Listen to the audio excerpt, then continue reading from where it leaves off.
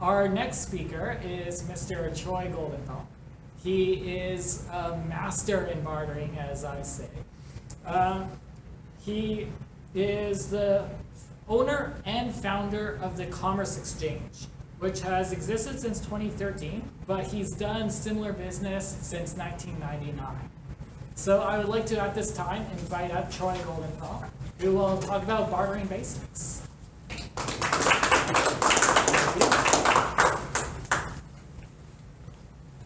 I'm going to start off by saying I haven't done this in like 15 years, so bear with me a little bit. I'm here to talk to you about barter basics. Everybody knows what barter is, so I don't really need to get into exactly what it is, but I'm going to get into what's good about barter, what you should watch out for in barter, and then what organized barter is, and what you should watch out for there as well, and then why organized barter isn't actually barter at all. So to begin with, everybody barters, right? I mean, I need my fence painted, my neighbor comes over, he paints my fence, and I go over and I help him, fix his garage, right? So that's barter. That's what it is. The reason why a company would be interested in bartering is because, well, first off, it costs you less to barter than it does to pay cash. For example, if I wanted to buy something for $2,000, I outlay $2,000 in cash. If somebody wants to buy something from me, it's $2,000. They outlay $2,000 in cash. Now, if instead I decide I want to take a product that I have and use that to pay for something, right? What I'm doing is I'm taking that product at its cost because I have overhead. Let's take a restaurant, for example. Okay, so you go to a restaurant, you sit down, you have a meal. The restaurant is paying for the lights, they're paying for the heat, they're paying for all of their overhead expenses, regardless of whether you sit somebody in that chair or not, right? So when somebody does come and sits in that chair and has a meal, the restaurant's cost for that person, extra cost, is the meal itself. It's a variable cost, right? They're going to pay the overhead regardless whether they have 10 people in there or they have 20 people in there, right? So what you're doing is you're leveraging your variable cost against your expenses. So if I have a $2,000 expense that I want to pay and I pay for it with restaurant meals, 30 cents on the dollar for a variable cost, my cash outlay was $600. That's what it cost me to buy those meals and put them out there, right? So when I spend that $2,000 for whatever it is I need, I save $1,400 right off the hop off of that because I'm going to pay that overhead regardless of whether I have a customer or not. Now, barter is definitely beneficial in that way. It can help you earn new business, it can help you offset your costs and reduce your expenses, but barter has its limitations as well, right? To begin with, well, you have to need each other's services at the same time in the same amount. If I wanted to trade $2,000 in piano wire to you for clothing, it's not going to happen, is it? I don't need piano wire. Well, that's exactly it, right? So you have to need each other's services or products at the same time in the same amount, or that just doesn't happen, right? You also have to, and like I said there, it has to be in the same amount. If I have $2,000 worth of, like I said, piano wire, and you only have $1,000 worth of whatever it is I want, a trade can't happen, right? Because it's not equal value. So these are the limitations that you run across with barter. And that's why money came into existence to begin with, and that's the whole reason that barter exchanges started to exist. Now, I'm with the Commerce Exchange. We're a corporate and commercial barter management firm, globally interactive. We're worldwide. We have over 50,000 companies in our network. It's a fantastic business. Definitely helps companies because what we're doing is we're taking your surplus capacity, excess time, space, inventory, and we're helping you to trade that against your expenses. So we reduce your cash outlay, increase your revenue and your client base at the same time. Now, organized barter also has limitations, of course. When you get involved with any sort of an organized barter exchange, what you want to look for is who are their members? Do they have products and services that you can use in your business?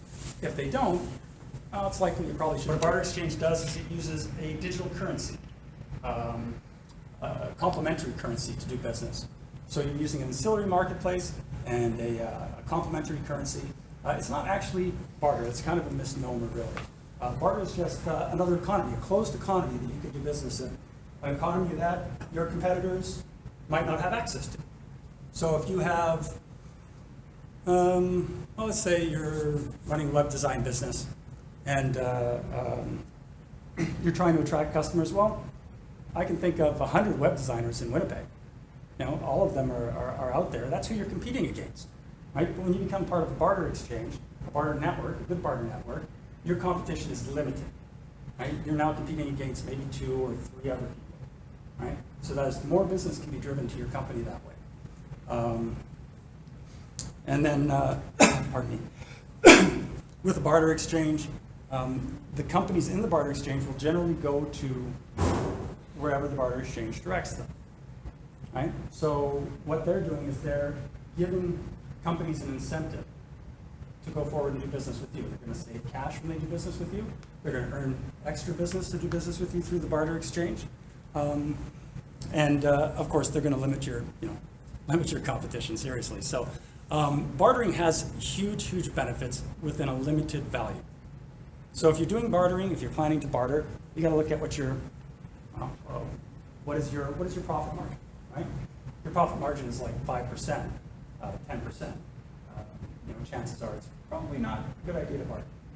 If your profit margins are 15%, 20, 30, 40, 50%, it's a great idea to barter because now what you're doing is you're taking, like I said, a product that's $500 cost, and you're trading that for something that's $1,000, right? And if you outlaid $1,000 cash for that, it would be $1,000 cash that comes directly out of your bank account. So the whole purpose, the whole reason for the barter basics is when you're bartering, when you're planning to barter with somebody, you have to understand the value. You have to understand the value of what you're getting. You have to understand